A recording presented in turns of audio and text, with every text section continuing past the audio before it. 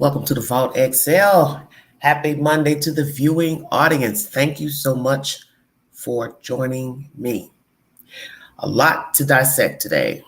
This is a three-part live. Michael Oher, Covington teacher, rearrested, and Johnathan Quiles has been sentenced to 3 life sentences. Many people are chatting about this conservatorship, which ended on Friday. A judge removed the conservatorship where the Tuohys had him sign this document, and little did he know it was under the assumption and adoption, but he later has found out that it was a conservatorship. And I'll also read you what a conservatorship is after I bring you this set audio by TMZ. Thank you for joining me. If you'd like to donate to this great network, $BeganG129 Cash App. Stickers and chats are welcome during the live stream. Hello, Skylar Davis. Thank you for joining me. Let's get down to business, everybody.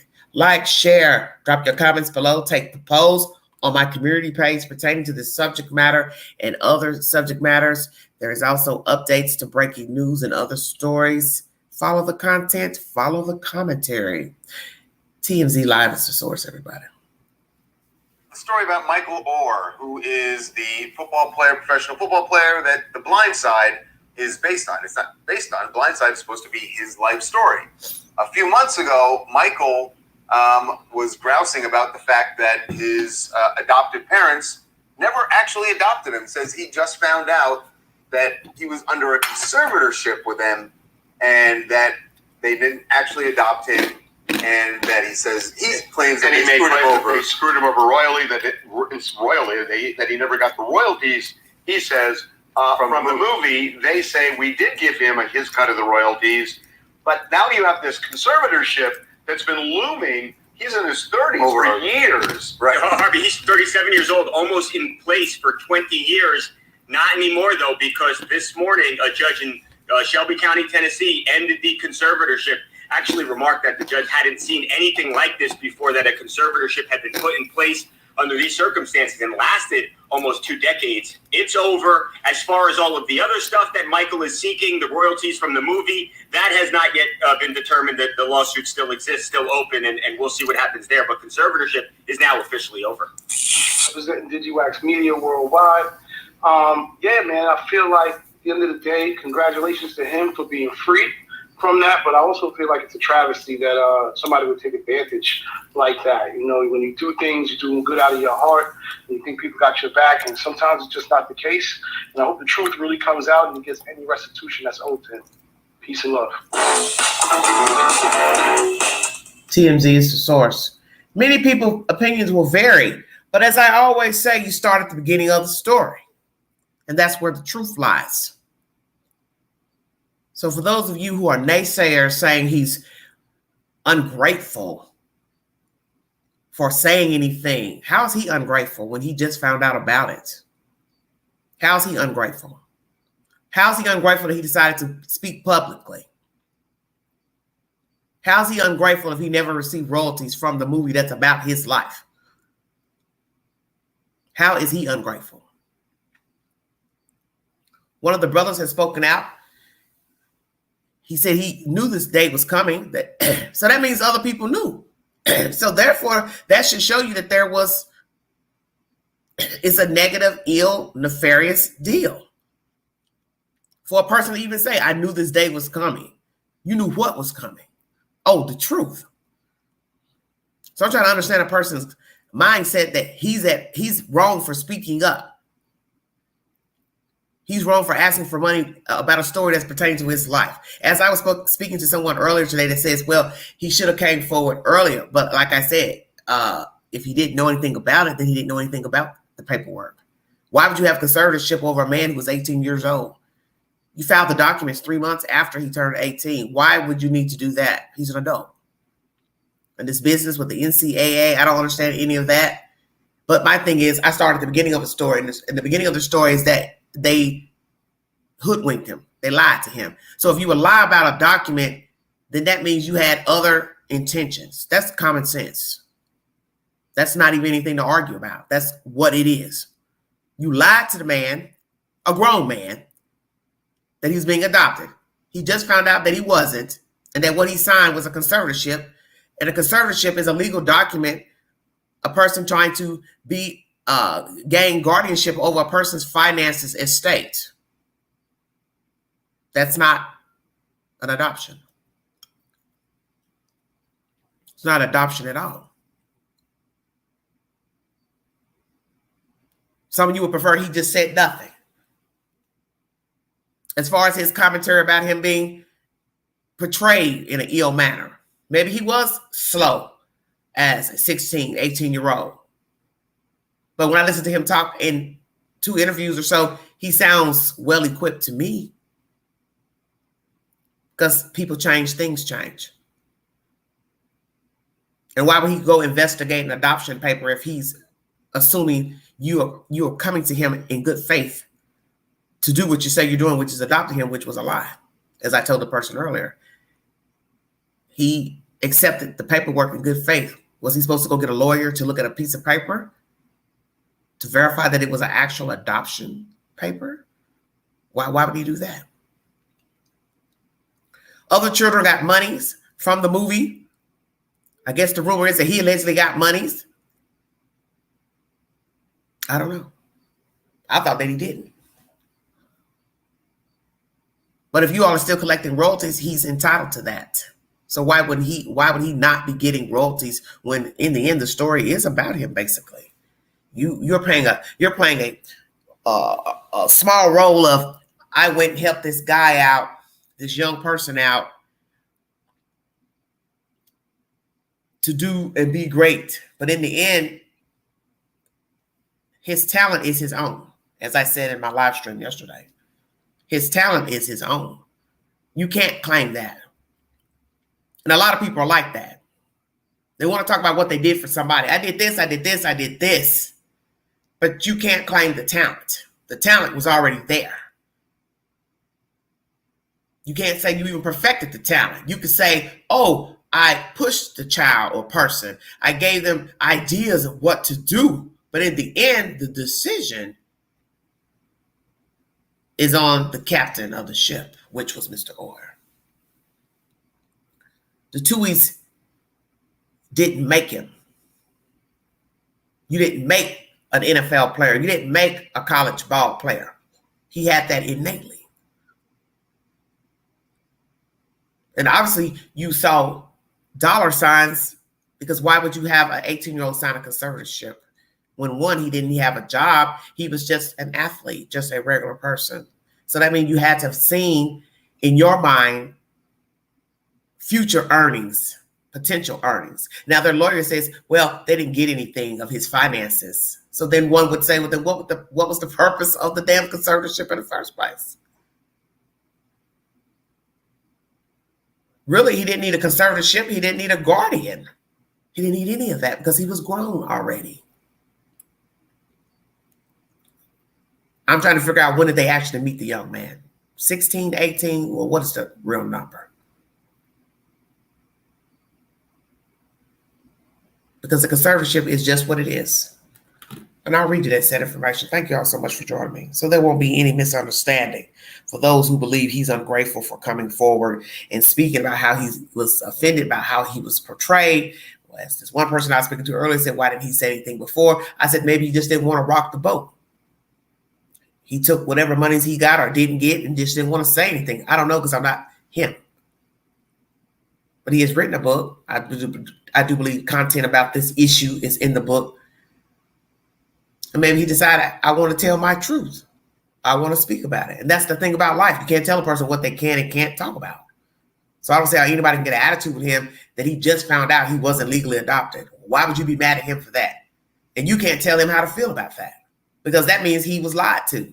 He was duped. He was duped into signing a document that wasn't the truth. It wasn't adoption.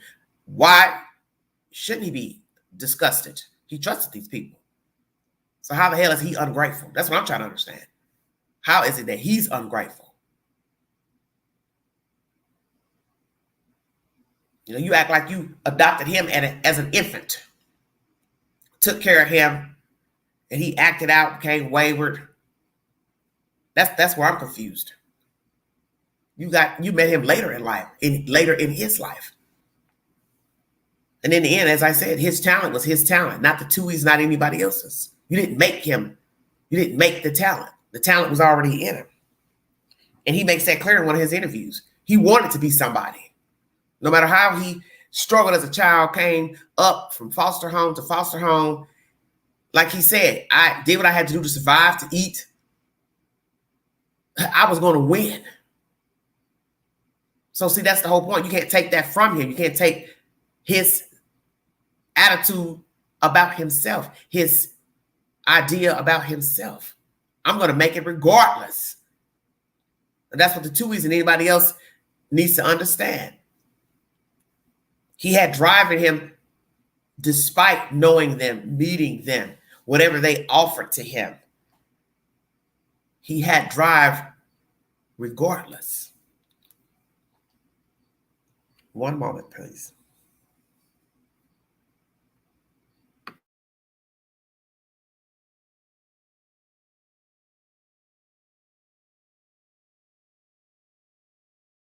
U.S. law, a conservatorship results from the appointment of a guardian or a protector by a judge to manage the personal or financial affairs of another person who is incapable of fully managing their own affairs due to age or physical or mental limitations. Now, that definition has Miss Britney Spears and a gentleman underneath that word. Under U.S. law, a conservatorship results from the appointment of a guardian or protector by a judge to manage the personal or financial affairs of another person who is incapable of fully managing their own affairs due to age or physical or mental limitations. Simple terms. A judge appoints another person to act or make decisions for a person who needs help. The person the judge appoints is called the conservator. The person who needs help is the conservatee. A judge can only appoint a conservator if other less restrictive options won't work. Why do people do conservatorships? Courts mandate a conservatorship when an individual is incapacitated in some way. A mental health conservatorship is required when someone suffers from a mental disability such as dementia, which prevents them from making sound financial and personal decisions. Now they ask the question, why did Britney have a conservatorship, Miss Britney Spears? A California court originally placed Britney Spears under conservatorship in 2008 after a series of bizarre incidents, including shaving her head, attacking the paparazzi with an umbrella, locking herself in a room with one of her children to avoid handing them over to the child's father. And this is what I had said to a relative earlier. The Britney Spears issue, she was lashing out because of the baby daddy issues. She isn't the first and she won't be the last. She shaved her head. Well, that was her choice. But the point is, she's talented.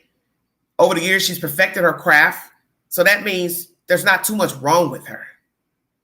Because if she can go in the studio and make music, write music, sing, dress herself, walk out the door, get behind the wheel of a car, drive, make it from point A to point B, she's not that incapacitated. But we see this a lot when people act out. First thing people want to do is go before a judge and get control of their personal effects.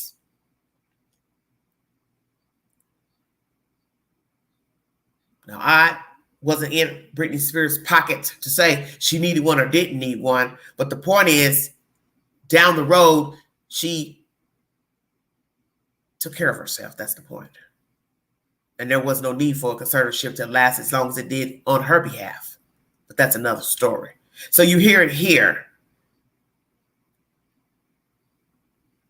A person who has some type of disability, malfunction mentally, physically, a judge appoints a conservator for their affairs. So now let's ask the Tuohy's. What did you see in Mr. Michael that warranted you going before a judge to be a conservator over his paperwork? Or I don't even think you went before a judge. I think you just handed him papers and said these are adoption papers. So I'd like to know, where did this signing of papers take place? Inside of a legal courtroom, courthouse, a lawyer's office? Where did it take place? Because if it took place in a lawyer's office, then I doubt that a judge was present. Stay woke now. I doubt that.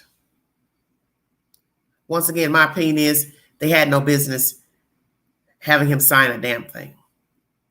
Because in the end, he had to navigate through college and navigate to the NFL.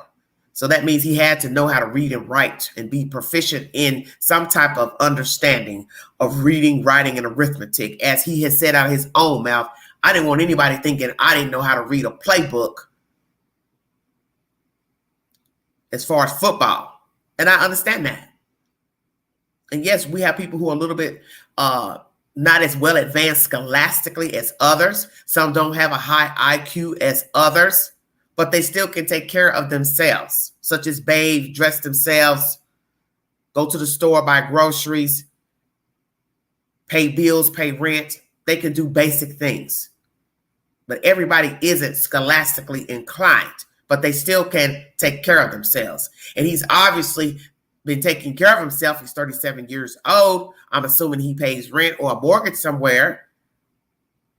Got a car. He would have to know how to navigate on his own at some point, unlike Mr. Robert Sylvester Kelly, who had other people doing everything for him because he couldn't read or write. But Mr. Oher is letting people know, I can read and write. And I'm not illiterate. Now, what was his status at the time when he crossed the paths with the Tuohys? I don't know. I wasn't there. But I'm speaking of right now, he's obviously self-proficient. And if they have not had to navigate him as an adult, as far as legal matters, financial matters, then he didn't need them. And that this conservatorship paperwork was for nefarious reasons. And I think that's obvious because the definition itself states that's what a conservator does. They orchestrate the person's affairs, personal affairs, financial affairs. And at 18, he didn't have anything. So why would you need to have him sign that paperwork? And then you lied to him about the paperwork. He thought he was being adopted and he was not. And as you hear him say in the movie, if that is true of what he said, oh, I thought I was already in the family.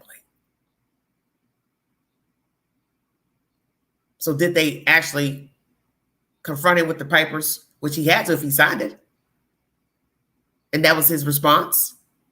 Oh, I thought I was already in the family. So he didn't need a piece of paper to say, I'm in your family. I'm one of you all. So I'm sure he is in his feelings and feels some type of way. I've been hoodwinked, bamboozled by these two white people. Yeah, I'm going to say it because they are white. And I think they saw dollar signs with Mr. Michael, that he was going to be a great person. He was going to bring in income. And I think that's what they saw, that he had talent. And that's why I said what I said. He knew he had talent. And so did they. And that's what the conservatorship paper was about in the first place. Money. If he is owed any royalties, will he get what is owed? Will he even sue them for any pay that they took and gave to themselves and their children without him getting his royalties and or the initial cut from the movie?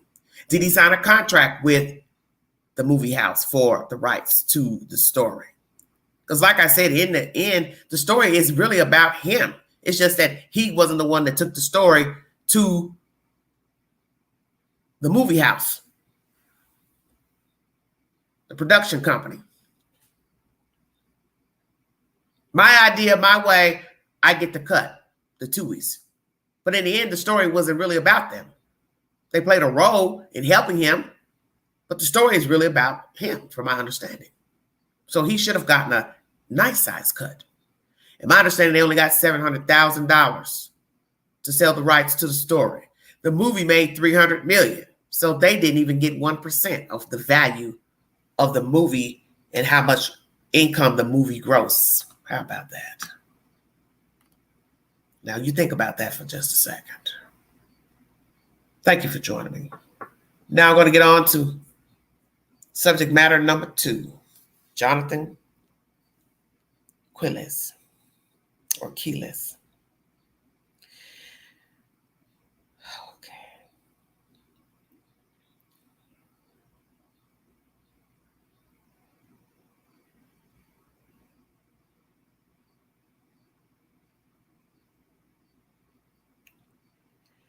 Johnathan Quiles has received 3 consecutive life sentences for killing his pregnant niece, Ayanna Sawyer, and her unborn baby.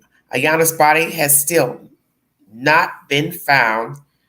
Police say that Quiles was the baby's father. Is this justice? I say yes.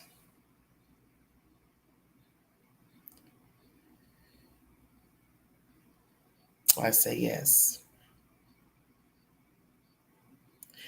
SOB, thank God. His brother did the right thing. He should never be released. Rest in peace, Ayanna and baby. This is Mar310 commenting above, underneath the court TV post. Another person says justice served. Another person says, when the judge and jury completely understand the assignment. I agree with that. So true. Consecutive sentences in 2 of 3 sentences. He is never getting out. Thank you, Judge. Somebody says, sick AF. General Pop, please. Woohoo! Many, many zeros. O's. The best news we could get. Justice bells are ringing for you, baby. He is sick. He deserves absolutely nothing. The DP would have been a little better, but hey, as long as he's gone, we good. Rest in peace, baby girl. Rest in peace. Somebody else replies, and the death penalty was on the table in Florida, of all places. He's lucky he didn't get what he deserved. I can't believe they didn't hand him the maximum in Florida, knowing what he's done repeatedly and to multiple child victims. I got to think those jurors in Florida were handing him the ultimate penalty, the one that wasn't descriptively laid out for them legally. Send him to the Supermax prison where he will be categorically known for his actions by all and where some of the toughest inmates in the country reside who don't like his kind. A prison that wouldn't care less about this man and what others do to him. The guards, the correctional officers, and staff. Wow. To the angry, violent inmates surrounding him. I'm sure they'll like his long, pretty hair too. Wink emoji. So this goes on giving it's a long rendition, but this is under the court TV post on my page. Well, the one thing we always have to remember about prison is that people don't always get accosted in prison, men specifically, who commit violent crimes against women and children. Sometimes they're separated, sometimes they're not. Depends on if they want to be in general population or not. But they all don't get beat up, stabbed, hurt. It just depends on the inmates, what they want to do. They want to ruffle the feathers. But he knows he probably don't want to be in general population anyway because of what he has been accused of. And it's a sick situation. And these cases are going to continue because, as we have learned, people notice the signs that something is wrong in families and they do nothing. And you see this all the time. Family members see things, neighbors, outsiders see things. Nobody says anything. Nobody calls the law. Nobody calls the state. Nobody says anything to the parents, the guardians. You know, 16, 15-year-old popping up pregnant. Nobody asked who the father was. And I'd like to know, what did the mother say to her when she realized she was pregnant? Was she angry, frustrated, mad? Did she ask her, well, who's the daddy? Who's the father? What did the little girl say to her? Because, see, people aren't going to really tell you the whole truth. That's one thing I keep telling you about people in general and true crime. You're not going to get all of the truth. Because in the end, everything's about a version. Which version I want to bring to the table. And then it's up to you, the public, to decide what you believe about what they have told you. And obviously, he's been messing with several young girls, family members, because he's sick. He's whack. And 9 times out of 10, he was molested as a child. Because most molesters were molested as children. And I won't doubt somebody had been offending him. And that's where he learned it from. It's a very sick story. And it's even worse knowing somebody noticed, an aunt, that he was too friendly with the girls. And yet no mother said Stay away from my child. I don't want to hear of you being around my child. I don't want to see you around my child. A sister should have told the sister who was married to him, get your husband and keep him somewhere else, but he don't need to come around mine. Does she have a guilty conscience about what happened? She should. Because you should be watching your children, monitoring your children. And yes, we know the children are going to be out of your sight. They're going to do things that's not the best. They're going to skip school. They're going to get involved with boys and girls and touchy-feely situations. Actually have sex. Actually get pregnant. But this is why you have to talk to your children about the world. You have to talk to your children about inappropriate behavior between family members, outsiders, friends of friends, grown people, even children. Hey, I don't want you out here having sex with anybody. Hey, is anybody trying to touch you, grope you? Let me know. Hey, run like hell. Did this woman ever talk to her child about inappropriate behavior? Because there's no way one woman saw the signs of aunt, but the mother didn't see the signs. How could you not see the signs? You're the mother. Unless you weren't around to raise your kid. I don't know. But this girl was obviously away a lot to be having sex with a grown man. So this is what's really baffling about this case. How many times she probably actually had sexual intercourse with him. The fact that they said the sister knew that they were having sex. See, this is jacked up. How is it the sister knew but nobody else knew? Did the sister ever tell the mother, hey, they're having sex? Did the girl ever confront her sister? Hey, why are you having sex with him? Hey, did she ever say something to him? Hey, why are you messing with your own niece, your wife's niece? Who said something to Johnathan to his face? Hey, I know what you're doing, and what you're doing is wrong. You better stop or I'll call the law. Did anybody ever confront him? That's what I'd like to know. Did the mother know he had been messing with her child? Did she ever confront him? Who in the family confronted him about improprieties with this young girl and other girl children? That's what I'd like to know. 3 life sentences, Johnathan Quiles. Next subject matter, my last subject matter for this live stream is some dirty, dirty business. Wow, wow, wow. Please go to my community board to check out my movie of the week. It is Psycho Mother-in-Law, playing on LMN. It is free in the YouTube queue for your enjoyment. It is a very good movie. And while I was in there searching, was it yesterday or today, I saw another one that has Psycho Brother-in-Law. And I thought, these titles, they're just too cheesy for me. But nonetheless, LMN is the network, free for you to watch in the YouTube queue. Enjoy, enjoy, enjoy. Next subject is not a good subject matter.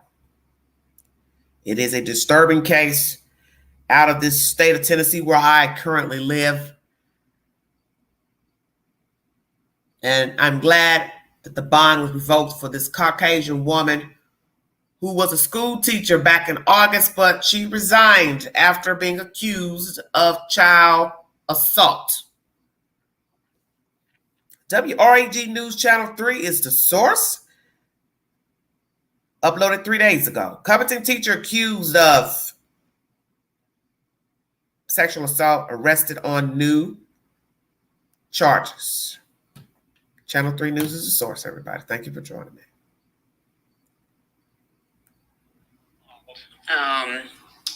On several different levels. Covington Police Chief Donna Turner finding it hard to comprehend allegations Alyssa McCommon, charged with rape of a child, violated the terms of her bond and was rearrested Thursday in Covington.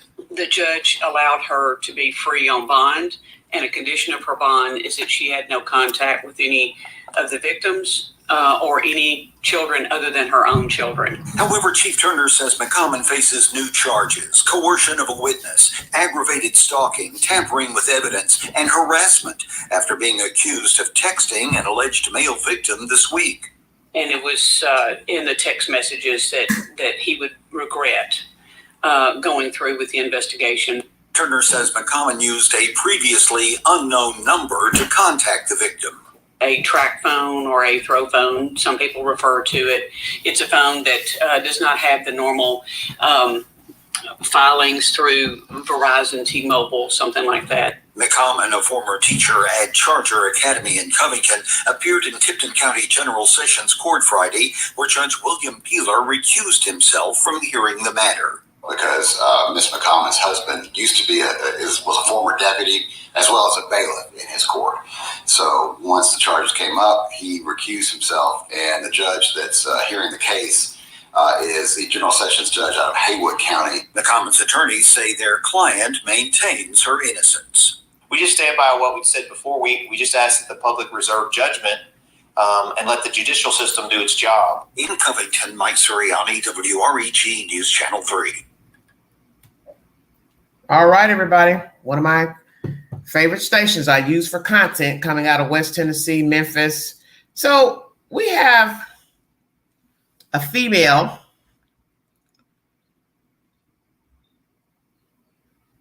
who has been touching children inappropriately. She was just arrested the early part of September. And now she has contacted the victim and told him he would regret going forward with this case against her. Wow, you are brazen, Miss McCommon. Got a nice house there they escorted you out of. And I saw your earlier photograph where you were all dolled up in makeup before you got arrested. What I'm trying to understand is, what was wrong with your husband? Are you currently married? Are you all separated? What's the 411 with you and the husband? You have 2 girl children. Saw those 2 pictures in another article. They were both girls, faces covered up naturally in the photograph. What is your deal with little boys? Because we also hear that there are other children, multiple children. So what is multiple? 5, 6? What are we saying? You've been a busy bee. Covington, Tennessee, for those who are not familiar, it's in the state of Tennessee. It is 51 minutes from Memphis, 3 hours from Nashville, Tennessee. Wow, wow, wow, wow, wow, wow, wow. What a hot ass mess.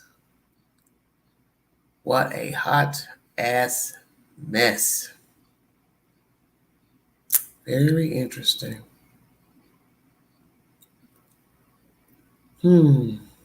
Let's get a little more information on this female. The sick part is she's somebody's parent.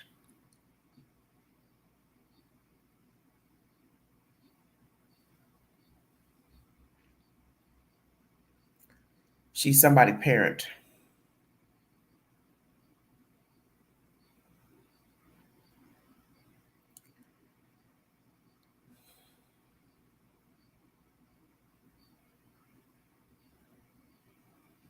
Trying to bring you the original story too.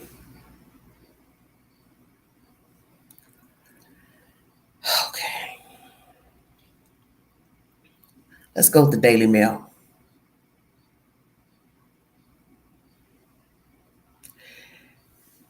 This was uploaded September 9th.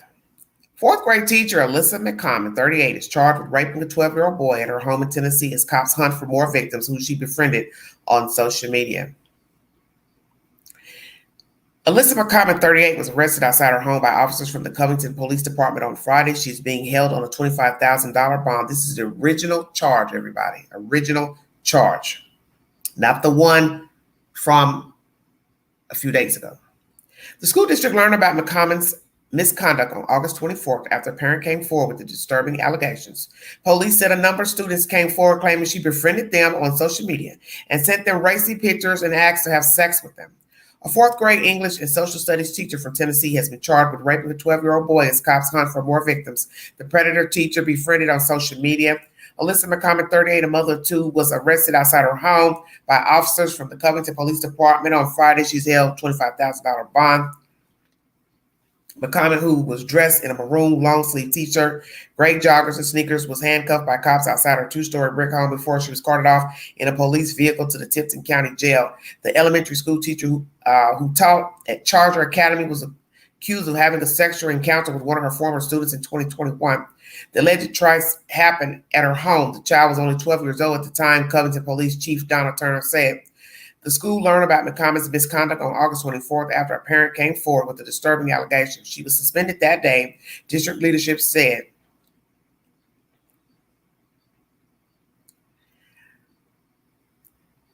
Police said that multiple juvenile victims came forward claiming that McCommon had started interacting with them first on social media and that she began playing video games with some of them. The inappropriate behavior escalated when she reportedly sent them racy pictures and asked to have sex with them. Officials said that during the investigation, McCommon confessed that she spoke with the former students in an inappropriate way. Many students were horrified when they learned about the teacher's sick conduct, with some furious that they heard about it 2 weeks later through a Facebook post. Some are considering homeschooling their children due to their broken trust in the school district and are seeking answers from the Tipton School Board. Bianca Taylor told Fox 13 Memphis that when her son got home from school, she asked him if his teacher had been in school lately. She said her son told her there was a substitute teacher because the school said the teacher was homesick. I do hope they take matters seriously because any other situation, if it was a man doing it the opposite way, y'all would take it more seriously, Taylor said. Even if she did it or didn't do it, it needs to be looked at and not swept under the rug. Investigators said so far, none of the alleged sexual acts are believed to have taken place on the school grounds. The police chief called the ordeal unbearable and said resources are being provided to the victims. It's unspeakable and it's 100% preventable. I think that's why the detectives and we are so passionate about making sure victims are okay, said Chief Turner. And in this sad commentary by the Daily Mail, you will see a picture of her standing in front of that same door where she was taken out of the house and arrested. So she has two girl children, because you can see her standing there with one tall blonde-haired girl and then a shorter child that has on a skirt. So she has two children. And this was posted to her IG account August 8th, 2022, first day of 8th and 5th grade. That was a year ago.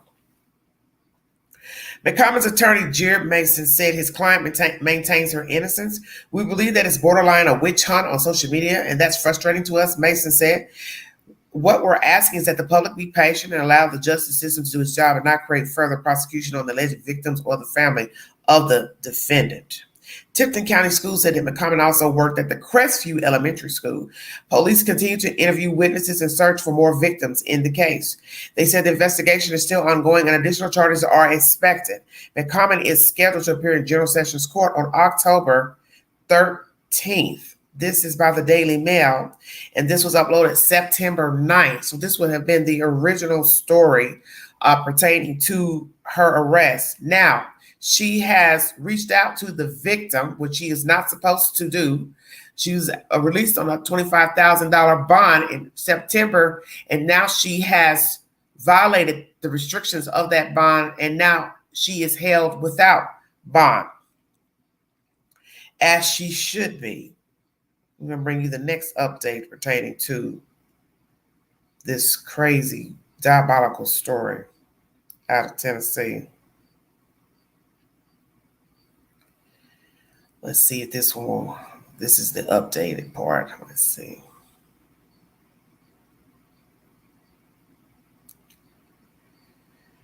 Just going to read through some things that might be extra that you all had not heard of, because each article has different information. ABC 24 is the source of the original arrest. On Wednesday, September 6, 2023, the Covington Police Department announced an investigation into McCommon for inappropriate conduct with minors.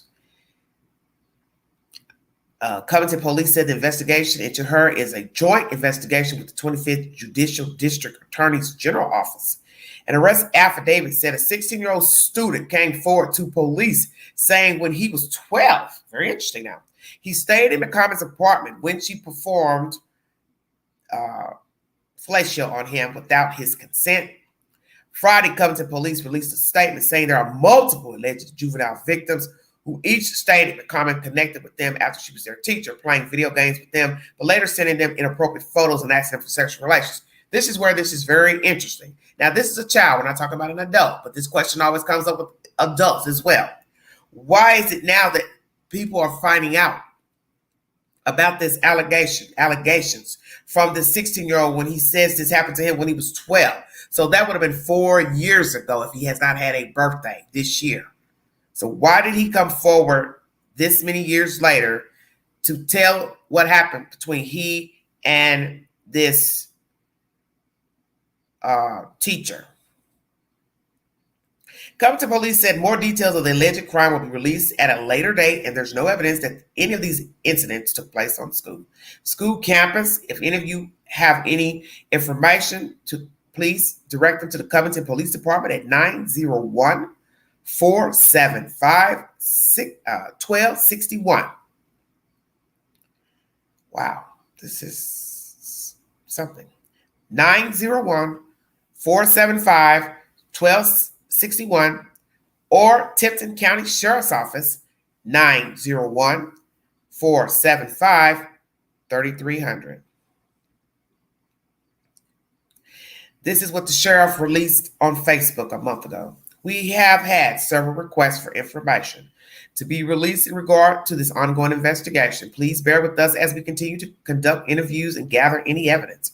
Remember, although we work for the public and our citizens, our victims are a priority. I assure you we are being thorough with the investigation and the process at hand. In any case where the alleged victim may be a juvenile, we have their, capital letters, best interest at heart and handle the case with as much care as possible. We ask that you be patient as our office, the Covington Police Department, and Mark E. Davison, District Attorney General, 25th Judicial District, continue our investigation and keep our alleged victims in mind. If and when there are any developments in this case, we will update as soon as possible. That is from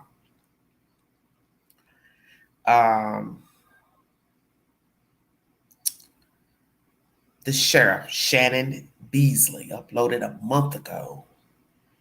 Now, ABC 24 is the source of that information. Okay.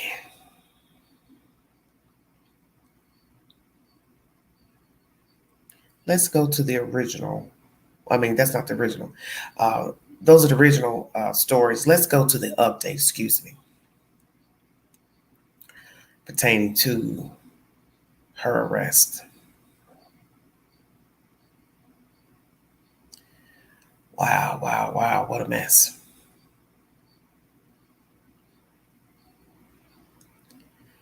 I thought I had uploaded it.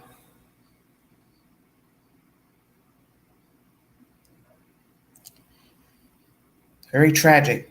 This lady taking kids into her house to do grown people business with, violating them, reaching out to them on social media. So she's just not even just picking one child because it's sick no matter how many children there are, but she's picking several young boys out to assault. This is bad. This is really bad.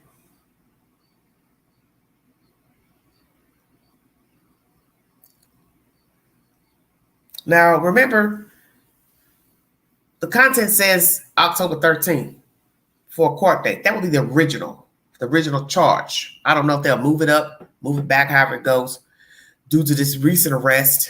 You also hear that her husband was a bailiff in the judge's court, and he had recused himself from hearing the information. Wow.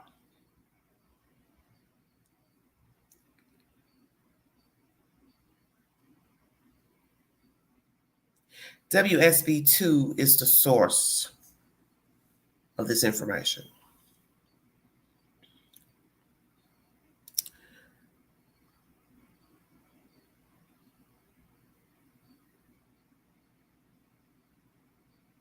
A former Tennessee elementary school teacher charged with raping a child was rearrested last week for allegedly attempting to coerce the victim. Police in Covington, Tennessee arrested Alyssa McCommon, 38, at her home Thursday and charged her with coercion of a witness, aggravated stalking, and harassment. McCormick was arrested on September 8th and charged with rape of a child. Part of the condition of her $25,000 bond was that she could not contact the victim or any minors other than her own children. According to police, McCormick violated the terms of her release by using a previously unknown phone number to contact the boy she is accused of raping, as you heard in the earlier audio that I played. The evidence indicates McCormick texted a victim using a specific code word known to the juvenile as a code word McCormick would previously utilize to confirm that the juvenile was alone, often before sending nude photographs on Snapchat, Covington police said in a statement. The actions of McCormick are not only appalling, but CPD is also concerned about this apparent violation of her bond conditions. Due to the nature of the communications, we are concerned others may have been contacted, Police Chief Johnathan said.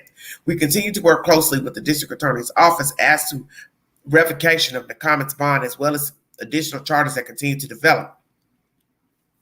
According to police, after McCormick confirmed the victim was alone, she allegedly sent multiple text messages to him indicating he would regret doing this. The victim told police that while spending the night at the suspect's residence in 2021, when he was 12 years old, he awoke to McCormick sexually assaulting him, awake. So his parents let him spend the night at a teacher's house. See, this is where I have a problem. Did the parents allow this boy to spend the night at her house? If so, why would you allow a boy child to spend the night at a woman's house? How did she reach out to the children initially? Had their phone numbers, or pick children from her class or the school in general, or just boys she fancied and looking at their pictures? See, this is bad. McCormick is currently being held at the Tipton County Jail without bond, pending her next court appearance. In addition to rape, she has been charged with coercion of a witness, aggravated stalking, tampering with evidence, and harassment, police said. That is said information. WSBTB 2 News is the source. So she has been rearrested, held without bond until a further court date. She's the mother of 2 children. A husband has been mentioned in the commentary as well that I've played. She has new charges. They expect that there will be more charges from the first arrest. Now she's anteing it up by contacting the victim. Police suspect that she may have contacted other victims, and she possibly has, word that they'll probably speak alongside this 16-year-old victim. So then we have to ask, what are the ages of the other children she has assaulted? How many are there? Is it just boys only? Has she assaulted any girls? How long has she been doing this? How long has she been teaching? How long has she been in the school district teaching? You also get information during this live stream that she taught at another school in the district. Will we find out that she's assaulted other boy children or girl children at that school district? And why did this boy just now come forward 4 years later? What are the circumstances of him dealing with this woman? How many times has he been to her house? How many times has he been alone? Has she given him money, gifts? Has she given money or gifts to the other children? Have any of the other children spent the night at her house? Why would you all let a boy child spend the night with a woman? Did she say, oh, I've got other kids there too, other children, other girls? How did she lay it out to the parent? Or did the kids sneak out and spend the night with her? Or just slept at her house for a couple of hours? Where were her children while she was assaulting this boy child that has come forward? So you have to ask all the questions, because this is not good. She has 2 girl children of her own. She's out here assaulting little boys. So you have to ask yourself, if she didn't assault the children on the school grounds, where were her children while she was assaulting this then 12-year-old boy? This is bad business. Let's chop it up, everybody. Alyssa is 38 years of age, Caucasian female. She has a new charge. LA got information 9/26 and 9/28. On the 28th of last month, she was sending text messages to the young man. She used an unknown phone, possibly a burner phone, to contact the victim, used a code word. Once she felt secure that he was alone, she was I guess she continued on with her sending of information to the young person. She's known to have sent messages through Snapchat before using the same code word. She tells the young man that he's going to regret doing this. How is he going to regret doing this, ma'am? Please explain to me. You now sent him a threat. He's going to regret it. How? What are you going to do? Send somebody to his house to hurt him? Harm his family? What? You should feel bad, very bad, for sexually violating children. You have a whole husband. And if you're not satisfied with your husband, then you should go seek sex with another man, a grown man preferably, one your own damn age. How about that? Or if you like them young, at least find you one over the age of 18, 21. How about that? What you're trying to say is you're going to regret it. You regret slumbering with these children and touching these boys inappropriately. And what is your fascination with a boy child? Most boys are not even fully developed. At 12, I can't see that he would be fully developed. So what are you seeing him? He looks like a kid. 9 times out of 10, he looks like a kid. He looked like a kid then. They all look like kids. So what is your fascination with little boys? This is sick. You admitted to sex in that last conversation. Why would you do that, ma'am? Knowing you have already been arrested and told not to have contact with the victim. And yet you text him anyway, threatening him, telling him he's going to regret doing this. And you stupidly admit, or let's say for the court's sake, they're glad you admitted it because that's going to help the state bring forward more charges and seal the deal of you messing with a child. And you broke your bond. You were not supposed to have contact with the victim. You were suspended from the school district August 24th. 2 weeks later, you were arrested by the Covington Police Department. They have a joint investigation with another state department, or this state general, attorney general, excuse me, which means they're trying to bring the hammer down on you, ma'am.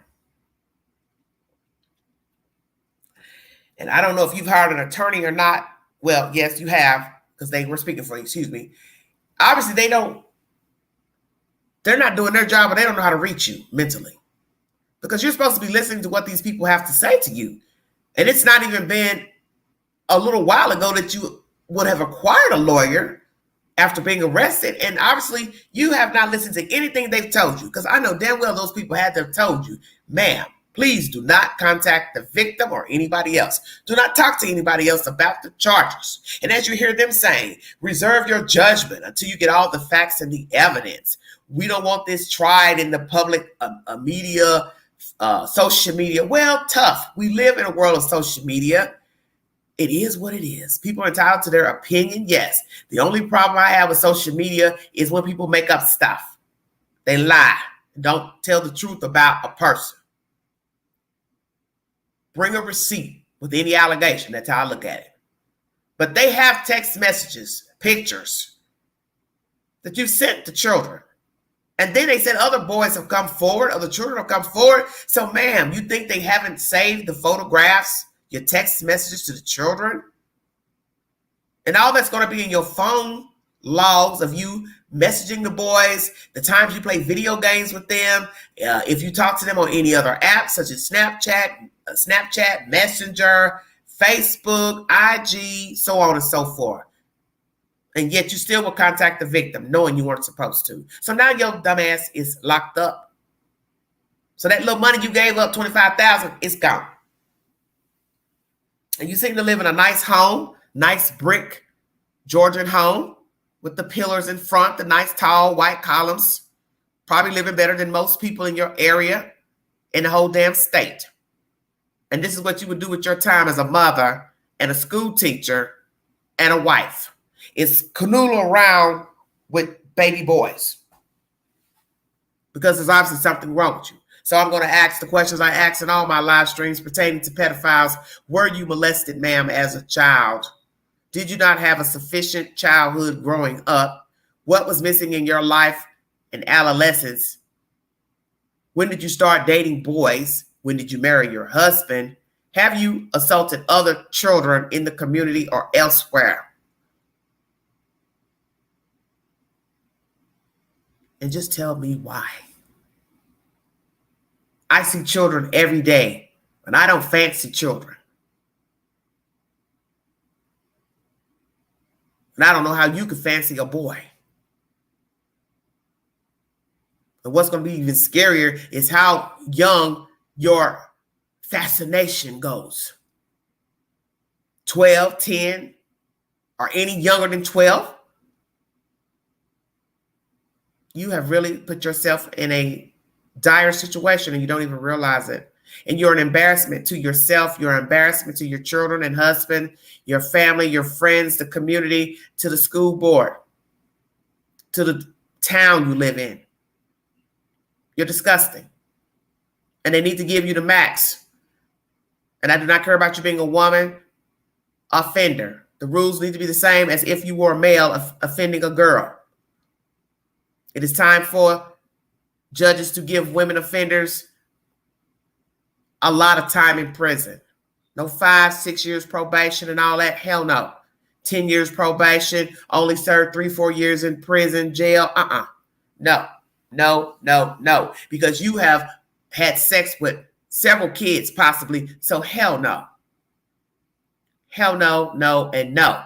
And even if you only give her 20 years, you're still only giving her what? 5 per child. I don't care if you touch them, rub their legs, you put your mouth on their private parts, you try to get them to penetrate you. It is inappropriate touching, period. Your ass needs to be locked up and keep you in there. Because if you have multiple offenders, multiple children, you have victimized multiple children, that means it's in you. And you like what you have done. And then we have to ask, who was your last victim and when did you offend that last boy child? Because this allegation is from 21. And if he's 16, that means he was 14. If I get that correct. 2021, if I'm not mistaken. Yes, the victim told police that while spending the night at the suspect's residence in 21, when he was 12, he awoke to McCommon sexually assaulting him. So it's just 23. So how is he 16? I'm confused. Because 21 plus 2 is 2023. And if he was 12 then, he would be 14 now. But one article states that he's 16 years of age. So I'm confused at the actual age. Or are we talking about somebody else?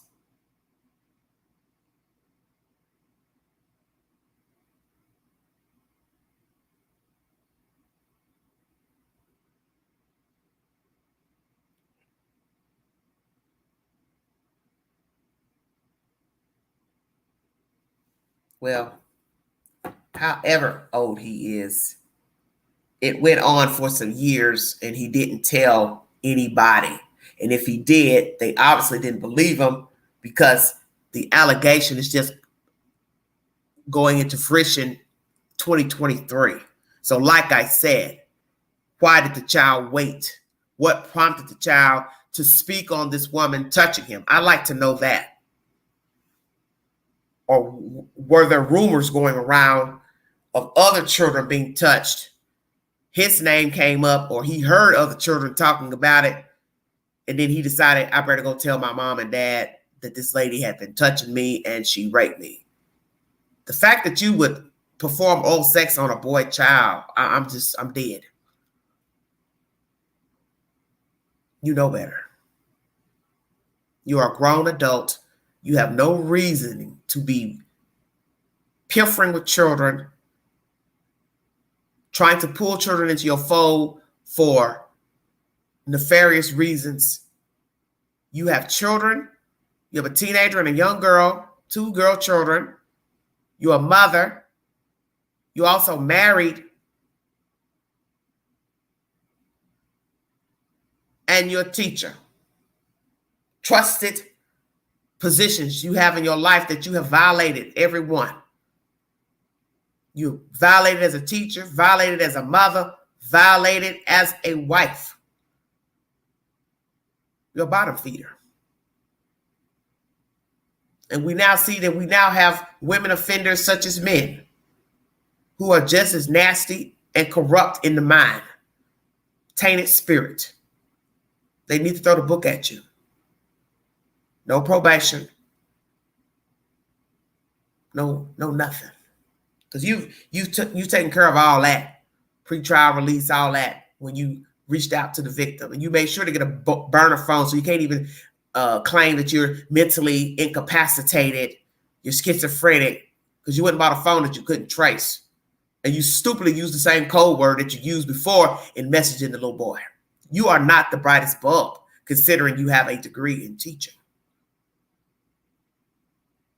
You're sick and you're wacko. Now, for those of you who want somebody to get their tail beat and whooped in prison and jail, she fits the criteria. She fits the criteria well to get whooped to sleep in the jail. And I don't understand your mindset to one, offend the child and other children, and then go and reach out to the boy after they told you not to reach out to him. What is your problem?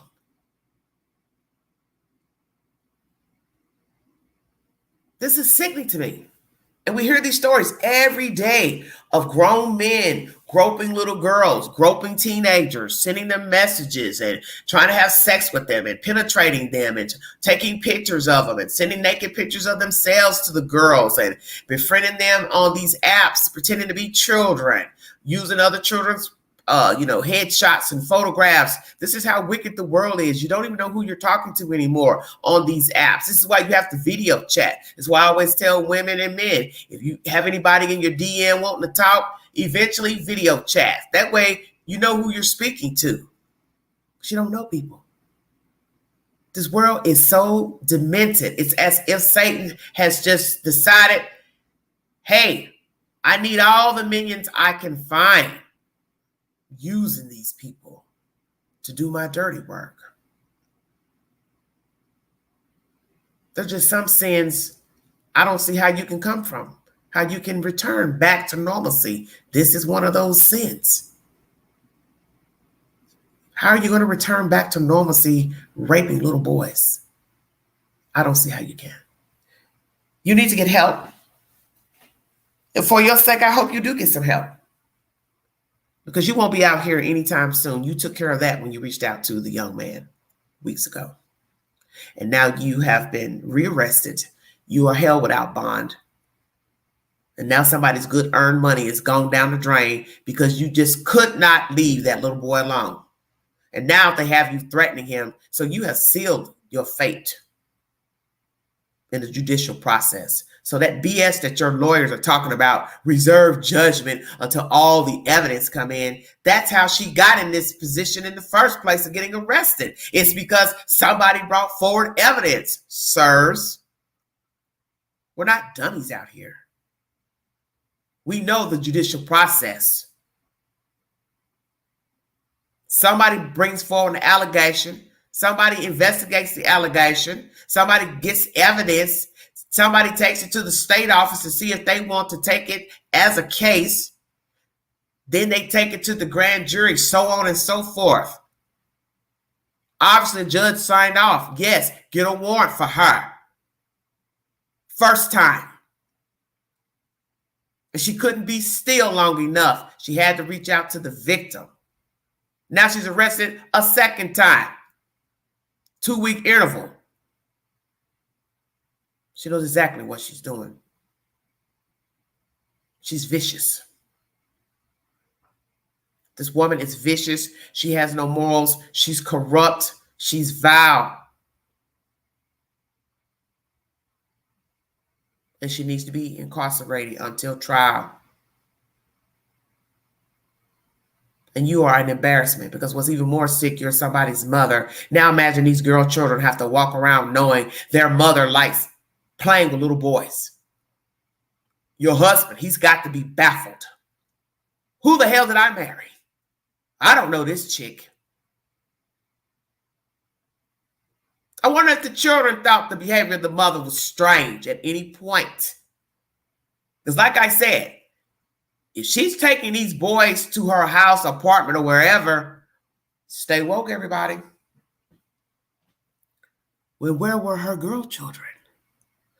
Uh-oh, wait a minute, Queen. Where was her husband? Ding, ding, ding, ding, ding. Can't leave him out. See, this is why I always tell you, ask the pertinent questions. Receive the information and then chop it up. Because this is one for the books as well. This woman has a whole house with a family. She's not some woman who was single and then got married. She has a tall daughter who is older. So that means you had a life while doing this with these kids. Where were you doing this erroneous behavior with these boys? Oh, at your house where you stay with your family. This shows you have no respect for yourself, these children, your own children, your husband, that you could even be caught.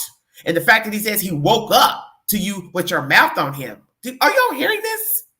Well, where were her children? Where was the husband while this boy is sleeping? Sleeping where? In her bed? What the hell are we talking about here? Was she and the husband ever separated at any point? Years back while she's canoodling with these kids, violating these kids? Shouldn't say canoodling, but violating these kids? Because something's off here. Where was the husband? Where were her children?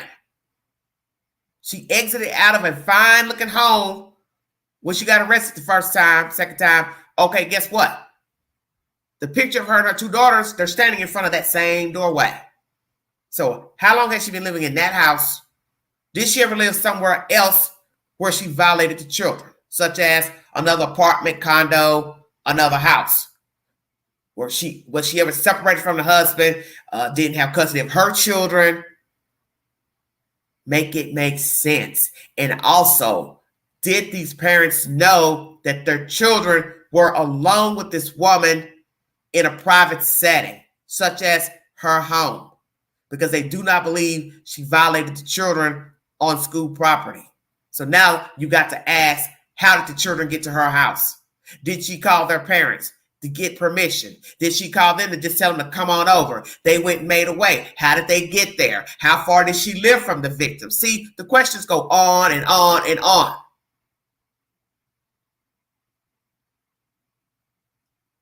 How did the children get to her house? Who dropped them off? How far did she live from each kid? Naturally, you're going to assume in a small town, the children live in probably walking distance, perhaps, from her house, especially if the town has a small population, Covington. And she obviously didn't give a damn either about children being seen coming in and out of her house. Because what was she going to say? Oh, they're friends with my girls. These are my girls' friends, associates. Oh, I'm tutoring him. Did anybody suspect Alyssa McCommon of being inappropriate with any children at the school or anywhere else? How long has she been exacting this behavior against children? How many boy children have been violated by Miss McCommon? And how many will go to court and testify against her? You see, Mr. Attorney plus attorney, shit has already hit the fan on behalf of your client. And I'm sure that what we're going to hear in the next few days, it's not going to be beneficial to her. And it's probably going to get real ugly and nasty. And also, the school board could not fire her due to what they call, I forgot what it's called, something structural law. So I had written it down. Statutory law. This is a law that's made up by legislators, whatever that means. And it also goes federal too. So that's why the school didn't let her go. She just knew to go ahead and resign on her own. That's my commentary today. 3-part live. Michael Oher'S conservatorship has been removed by a judge here in Tennessee.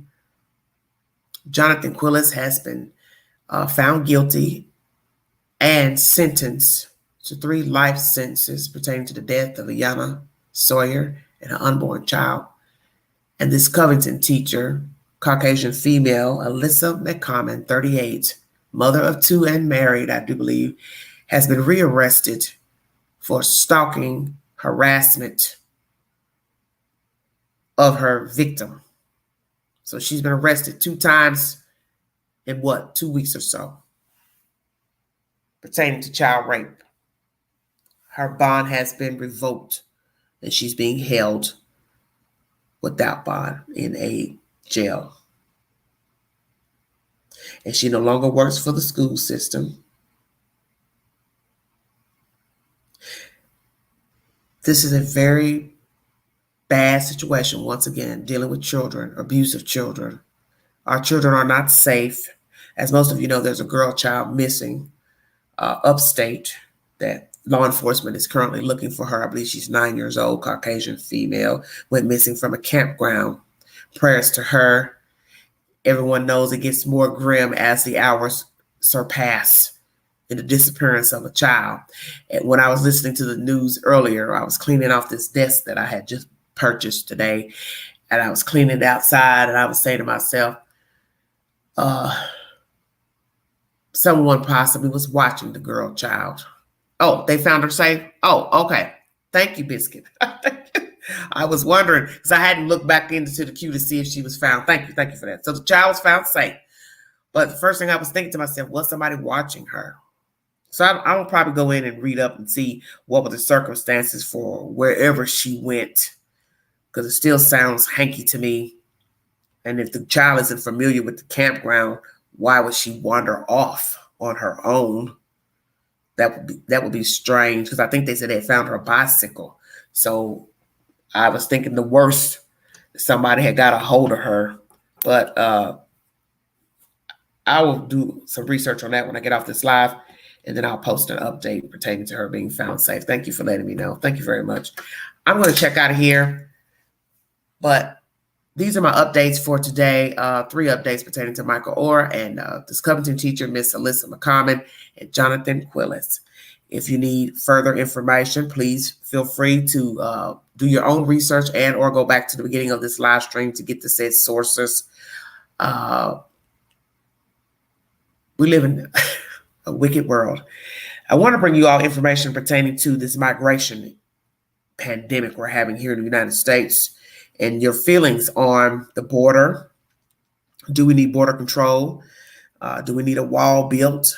Do we need to keep allowing people to come into the country from places such as Mexico to Honduras, so on and so forth, without citizenship? We're in a dire crisis as it is, with rent skyrocketing and tripling. People cannot afford to pay rent. A lot of people have had to move because they couldn't afford the rent. New people have bought the properties.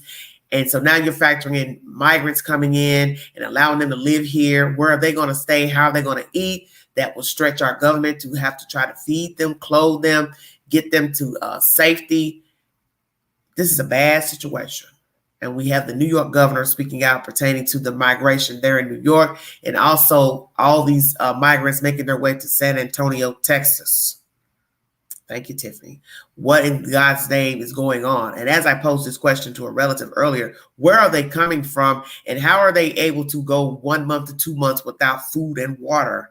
And she said, somebody's helping them, kind of like the Underground Railroad. And I laughed at first because I said, what are you saying? But it makes sense.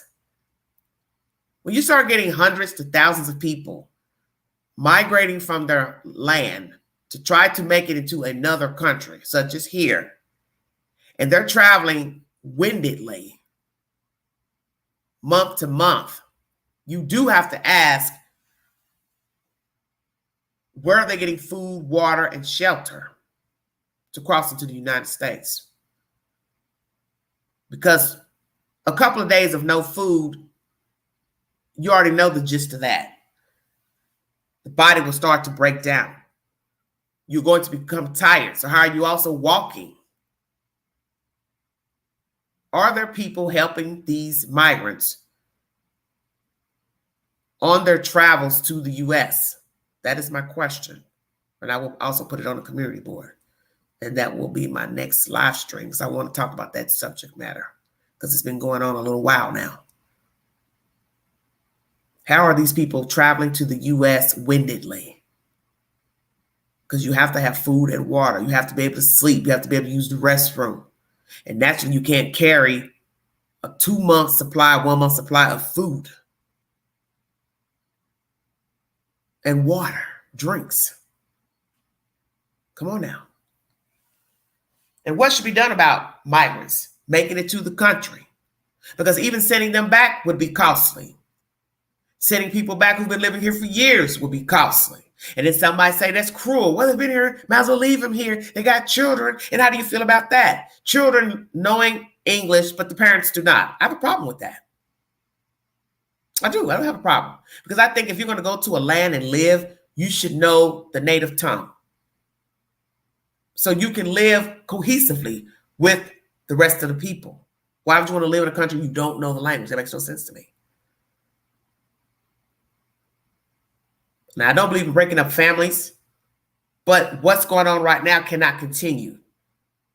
Allowing people to live in this country and not have appropriate papers and citizenship, because it's not fair to people who actually apply for visas to live here. We have a lot of people who apply to the United States, such as any other country, and it's not fair to them to sit and wait and wait and wait and roll the dice to see if they're ever going to get chosen to get a visa. Some only get visiting visas. How's it fair to them? And they have actual documents to show they're who they are, allegedly. So why should they have to wait? Why should they only come here and work a little while, then they have to go back? I met some Jamaican people on a job recently, only here for a few months, then they have to go back and play this game with the U.S., coming and going. That's not fair to them, because they want a life too. So when you compare the two, you see how it's uneven, and it's not fair to people who are trying to enter the U.S. the right way, the legal way. And we don't have the room in a lot of these places for migration. Because when you start getting hundreds to thousands of people, they have to be able to sleep somewhere. They have to be able to live somewhere. They have to have food. They have to have shelter. So then that starts breaking our government down as far as resources.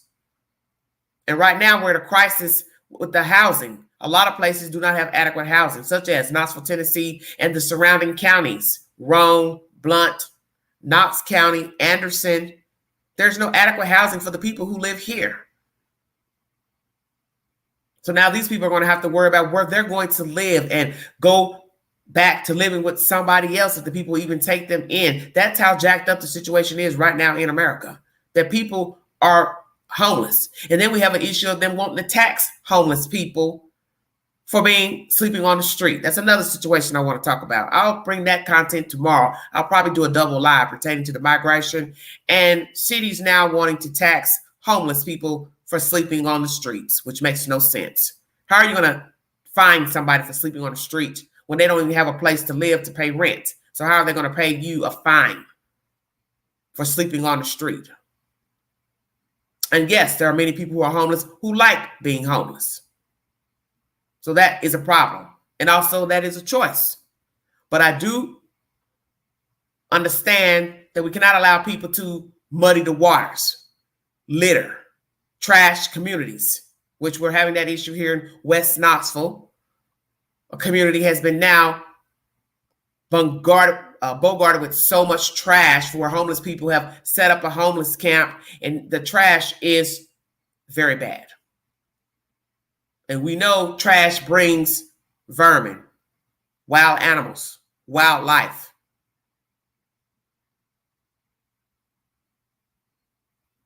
Also crime. And it's not to say that everybody homeless are criminals, but you do have some criminals mixed in that are homeless. And naturally, people are not going to want those people sleeping yards away from their homes and their apartments and their businesses. This country is suffering gravely. And I don't know how it can be remedied right now. A few places are now paying a little bit more money for jobs, but it's still not enough to match the rent. We are no longer in the $10, $13 range. You still won't have anything with $10, $13 an hour. You still won't have anything with $15, $16 an hour. Now that the rent has gone up in a place where rent was cheaper, such as here, East Tennessee. But yet people are still spending money somehow, because that's the whole point. People will spend money on what they want, whether they owe a mortgage or rent or not. They don't mind being late. Let me get some enjoyment out of my money that I work hard for. And you have every right to enjoy your money because you earned it. Thank you all so much for joining me. Please go back to the replay of this live stream to get the said information and the sources. Please check my community board for all updates and polls. I will put a poll up pertaining to the information that I have relayed during this live stream. And once again, if you'd like to donate to this great network, $Big Angie, 129 Cash App. Stickers and chats are always welcome during the live stream. Thank you all so much for joining me. And those who came into the chat and those who are listening, welcome new subs and viewers. And you all have a wonderful week. And once again, my movie suggestion for the week is Psycho Mother-in-Law, now playing on LMN and free in the YouTube queue. You've been listening to The Vault XL.